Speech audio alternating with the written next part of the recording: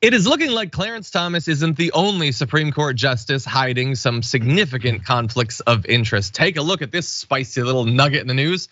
It involves Neil Gorsuch, who apparently also was making some high dollar deals, very similar to Clarence Thomas, involving selling real estate to people who regularly have business before the Supreme Court. So we now know that he made as much as $500,000 from a real estate sale back in 2017, but didn't disclose the identity of the buyer, and it is not difficult to figure out why.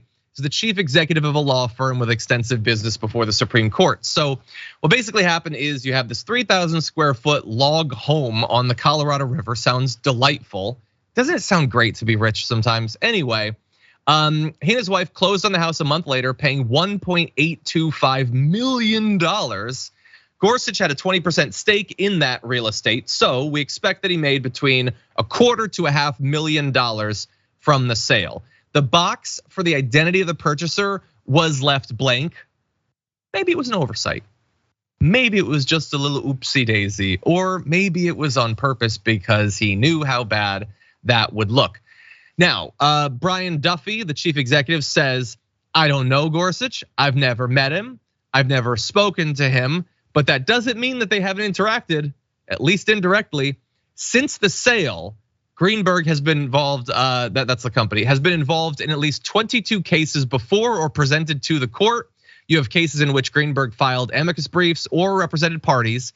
In the 12 cases where Gorsuch's opinion is recorded, he sided with Greenberg clients 8 times and against them 4 times. So it's not 100% lock, but it's better than random chance. It's better than 50-50.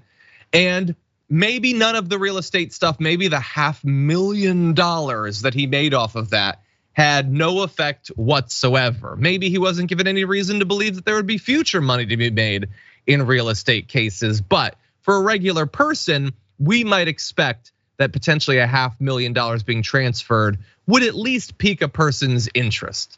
Jared, what do you think? Well, yeah, look at this. It keeps happening. We talked about Clarence Thomas before, and then the fact that back and forth with how much he's paid for trips and that, and they didn't do anything about it then.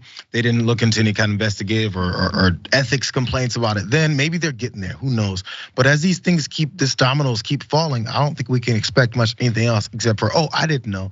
Oh, never heard of that guy. Oh, it was someone else was in charge of that. Or it has nothing to do with the court. That was also said about Clarence Thomas's potential ethics violations as well, which then we found out they had a bunch of influence on who's getting on the court, which type of folks are working it here and there. They always have their hands in things. Do you really think multimillionaires and billionaires have no idea where their money's going or why it's going there? There's the reasons why they've accumulated all this money, because they use it to make more of it, or they use it to then buy off certain folks who can then benefit them even further. They're not stupid when it comes to how much money they've got and how they use it. That's the whole reason that they have it.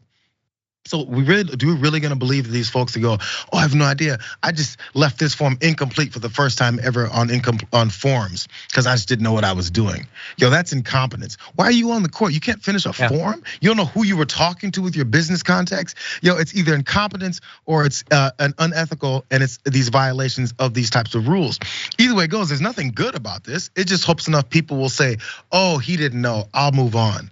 Because you want to hear that. It's specifically based off of who it is that's gonna support this guy. But yo, run a full ethics investigation on all of them, because I know that'll be the next talking point. Is well, what happens if Sonia Sotomayor is doing it? Get her too. Clear the whole damn place out and start with some actual ethical justices. How about that? Because none of these folks are related to me. I'm not benefiting from them financially or talking to them late at night on the phone and be like, so how are things going, Sonia? No. If any of them are corrupt, get all of them. But let's start with the ones that have been exposed already. How about that?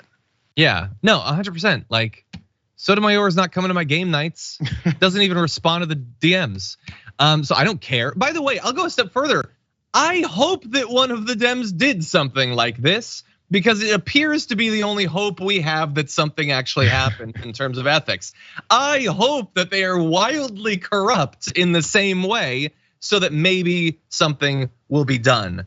I'm gonna say something crazy, and I understand that this is not the system we have, and it seems incomprehensible that it could ever be the system that we have.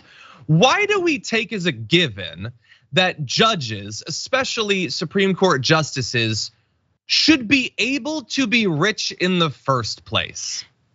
Like, I don't just mean like, why don't they have some ethical guidelines like they have in even like elected office in terms of who they can deal with? Why are they able to make millions of dollars in real estate? With great power comes great responsibility, but apparently no limitations whatsoever. By the way, I would go way beyond the justices. Why are our senators and presidents able to be incredibly wealthy too? We make certain expectations of these people when they're elected or given their positions. We expect that they're gonna show up to vote every once in a while. We expect these sorts of things. We expect they're gonna go to debates. We can't expect that something akin to, I'm not talking about a vow of poverty, but a vow of normalcy, so that at least we know that their decisions are not being explicitly, or perhaps have to be dug into, know how explicit, being influenced by their either in the moment expectations of wealth or their eventual expectations of wealth.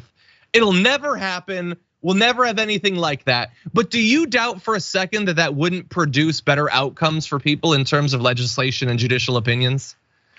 John, before the NIL deal started with college athletics and NCAA, there was limitations on what college athletes could make as far as or donations. The most strict rules in place to make sure these kids aren't getting any outside money or that they're not being recruited illegally and all that stuff. It was a tight ship.